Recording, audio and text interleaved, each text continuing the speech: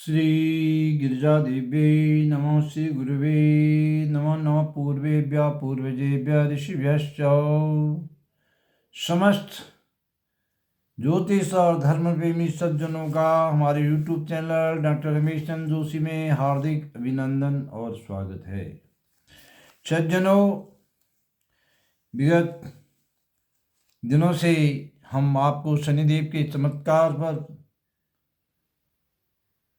निर्देशित कर रहे थे।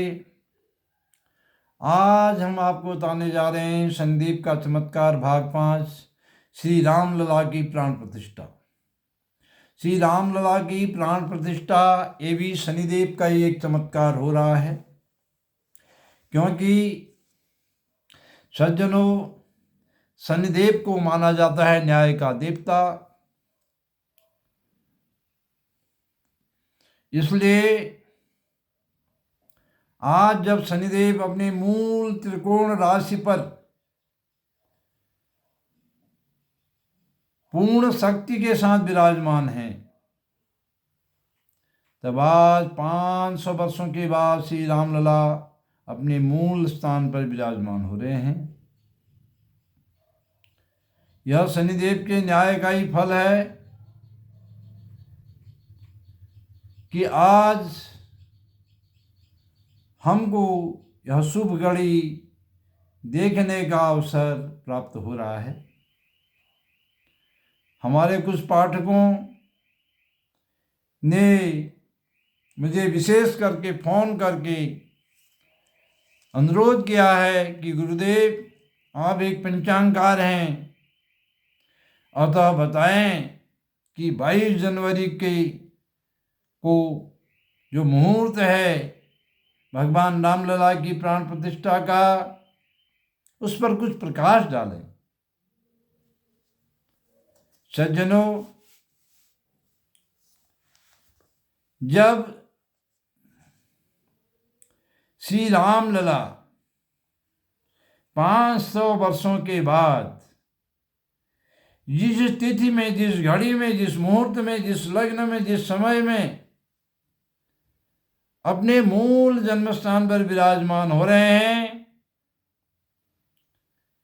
तो एक धार्मिक, आध्यात्मिक और ज्योतिर्विद होने के साथ और विगत 55-60 सालों से ज्योतिष का एक सामान्य विद्यार्थी होने के नाते मैं यही कहना चाहूँगा, तदेव लग्नम सुदिनम तदेव ताराबलं चंद्रबलं तदेव विद्याबलं देवबलं तदेव लक्ष्मीपते ते गृहं स्मरामि। इसलिए मैं कह रहा हूँ कि वह दिन, वह समय, वह घटी, वह बार, वह मुहूर्त ही शुभ है जिस समय नीलांबुज कोमलांगम रामलला के चरण युगल की पूजा हो रही है, वह प्रतिष्ठापित हो रहे हैं, वही शुभ मुहूर्त है। मेरे वाक्यों पर, मेरे शब्दों पर आप ध्यान देंगे, इसलिए मुहूर्त के चक्कर में आप न पड़ें। ये मुहूर्त हम जैसे पंचांगकारों के लिए छोड़ दें, आम जनता मुहूर्त के चक्कर में न पड़ें, क्योंकि दुनिया के अंदर कोई भी शुभ कार्य के जितने भी पंचांगों में मुहूर्त दिए रहते हैं, किसी भी कार्य के लिए,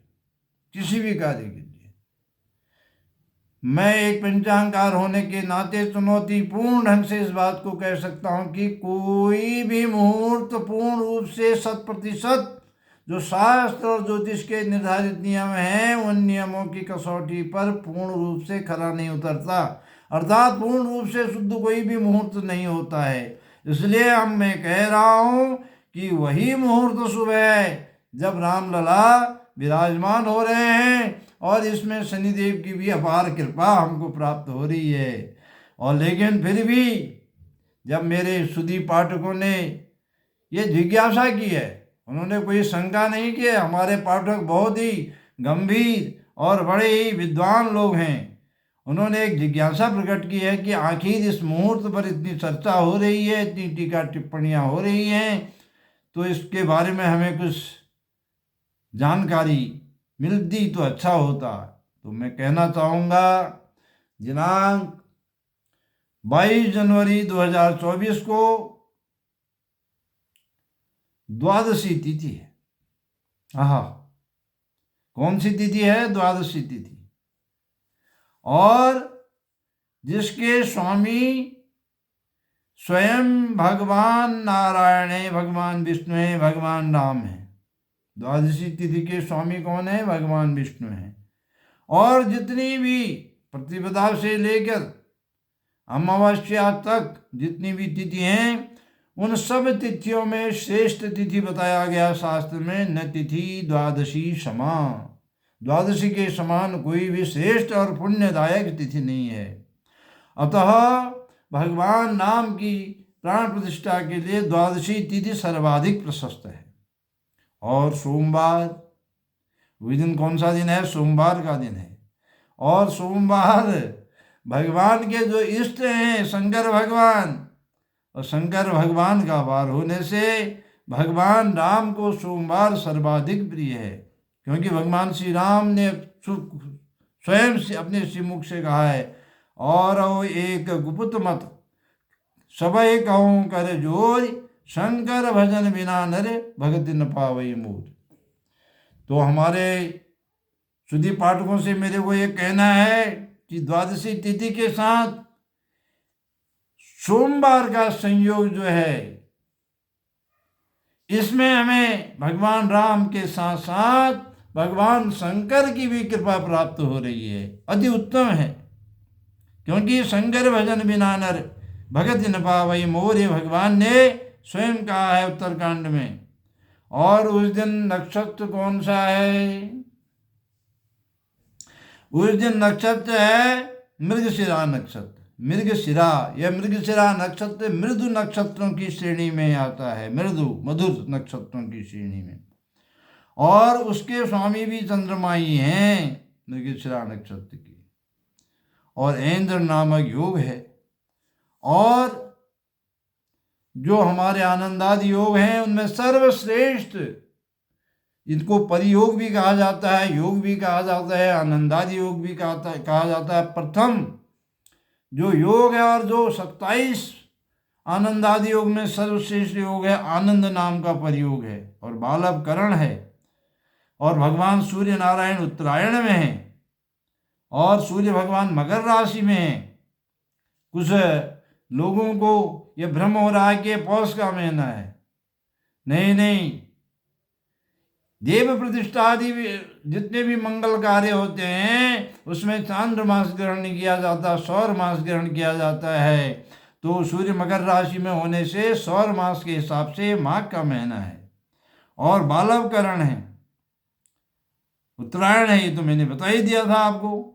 और उस दिन चंद्रमा कहाँ है? उच्च राशि में, अपने उच्च राशि में स्थित है चंद्रमा, एकादश राशि में है। और भगवान की राशि से चंद्रमा एकादशस्थ है। भगवान श्री राम की कर्क राशि है। भगवान का जन्म का नाम हिरण्यगर्भ है। हिरण्यगर्भ समवर्तताग्रे, भगवान हिरण्यगर्भ हैं, सब उन्हीं से प्रकट हुआ है। इसलिए भगवान की कर्क राशि से वृष राशि एकादश स्थान में उच्चस्थ चंद्रमा में है। ये समस्त दोषों को समाप्त करने वाली स्थिति है।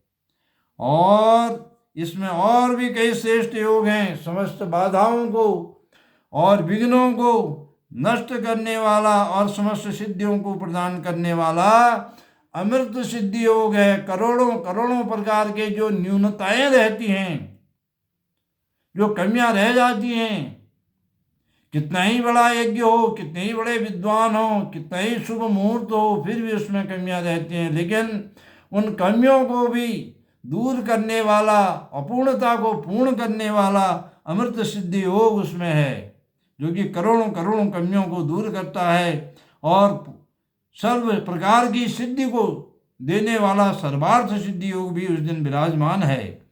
और अग्निवास उस दिन जो है वह पृथ्वी लोक में है। यद्यपि वहाँ अग्निस्थापन तो पहले हो गया है, लेकिन उस दिन भी अग्निवास पृथ्वी लोक में है। और होमाहुति भी शनिदेव की कृपा प्राप्त करने के लिए शनिदेव के मुख में होमाहुति हो रही है। और भगवान श्री रामलला की श्री विग्रह की जो प्रतिष्ठा है, स्थापना है, और उनमें जो प्राण प्रतिष्ठा है वो अभिजित मुहूर्त में हो रही है। अतः आप भी किसी मुहूर्त आदि के संदेह में न पड़ करके पूर्ण हर्षोल्लास के साथ धार्मिक माने या आध्यात्मिक माने या राष्ट्रीय पर्व माने, इसे किसी भी प्रकार का पर्व मान करके पूर्ण हर्षोल्लास के साथ मनाएं। और जो विजय मंत्र है, विजय मंत्र क्या है? श्री राम जय जय राम, श्री राम जय जय राम। इसका जाप करें, इसका संकीर्तन करें।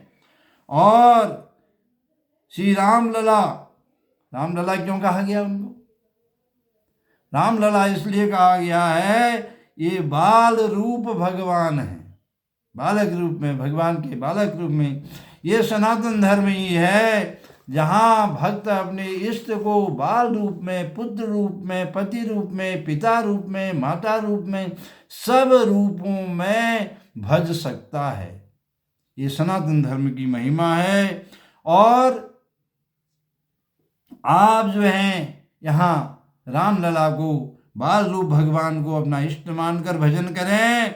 जैसे कैसे भजन करना है अपने, जैसे अहिर्नि से महात्मा काकभूषुंडी जी भगवान रामलला का भजन करते हैं। इष्ट देव मम बालक रामा, शोभा बापुस कोटि सत कामा, निज प्रभु बदन निहारी निहारी, लोचन सुफल करहूं उर्गारी।